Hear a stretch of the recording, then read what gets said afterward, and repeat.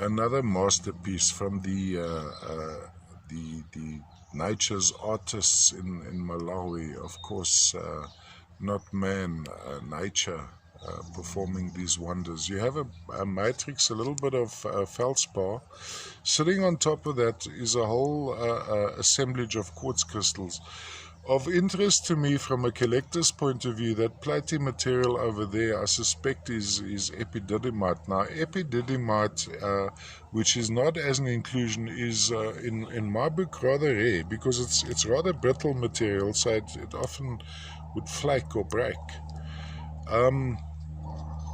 Furthermore, on this quartz crystal, the crystal is terminated on the top here. We have tiny agerine crystals jutting off the main quartz crystal. Go over there. I have to overexpose slightly, unfortunately. And also the quartzes from Molangi are often included with various. In this case, I'd expect maybe some agerine included here. Now, the coating over these crystals would maybe be a fine layer of chalcedony.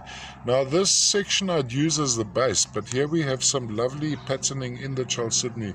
So it could be displayed this way around it. Note there's no crystallization, so that's not a termination and that's not a termination. So this is why I'd use this section as a base. But what is appealing about this particular side of the specimen is, of course, these lovely patterns, which I suspect we're looking at a fine coating of chalcedony, which I don't often see from the material of Malawi. Now let's have a look at this angle. So now we're looking at the side. We looked at it from the top in earlier on. We go in from the side. This is also pretty nice. Maybe display it this way around.